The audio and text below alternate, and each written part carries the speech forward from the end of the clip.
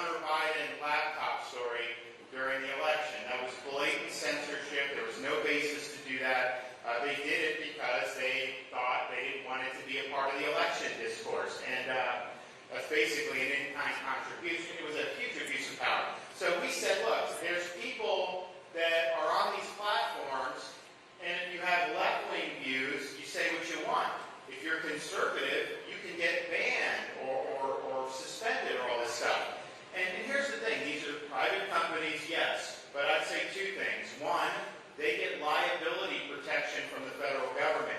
You can't sue them if somebody defames you because of that. So what they basically said is they're not publishers, they're platforms. They advertise to you that they're open platforms, so you join Facebook, all this. They take your data, they sell it, they make a fortune off of it. But then for them to turn around and get that protection and then target people based on their viewpoint, that is a violation. That is at least a consumer fraud. The second thing is those companies have worked closely with the federal government to censor dissent. They work closely with Fauci to censor COVID information.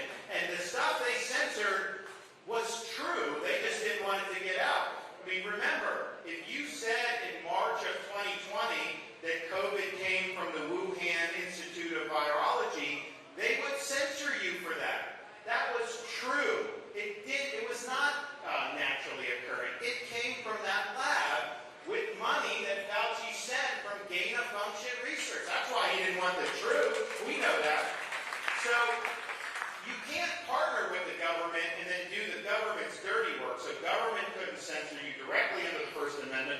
They can't subcontract out to tech companies. So anyways, so we passed a bill to basically protect Floridians. Big Tech sued on it. They won in district court and won in the appeal.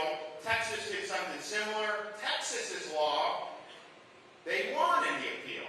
So now both of our laws are in front of the U.S. Supreme Court. So they accepted this case yesterday. So they're going to decide what are your rights as an individual, as a consumer, what rights does Big Tech have to censor dissent, and their collusion with the government. So these are all very important issues. So I just think, look, if you want to do your own website and you're not advertising to be an open platform, you can platform whoever you want, 100%. But they get a whole bunch of benefits because they claim they're open platforms, and they turn around and they censor one side of the political aisle. That doesn't work. So we're going to fight back against that. And then media bias, look, the corporate media, nobody even thinks they're trying to play it straight anymore. Is there anybody that thinks that these corporate media outlets are not pushing an agenda? Of course they're pushing an agenda, and what they do is they don't do it based on facts, they do it based on narratives that they want to create and recycle. I think one of the best endorsements for me as being the Republican nominee is I'm the candidate the media likes the least, and there's no question about that. They attack me more than they attack everybody else. You know, they used to attack Trump incessantly. Now, you know, they kind of want him to get through this primary, and then they'll turn guns on him as soon as that would be over. But they're very concerned about me because they know, one, I will beat Biden or Newsom or Harris. Throw whoever you want up there against me. I'll beat them all. It doesn't matter. So they know that. But I think even more importantly than that, they've seen us, what we've done in Florida, taking a state that used to be evenly divided politically and turning it into a state that is more Republican, arguably, than even South Carolina is today. Who would have thought that was possible?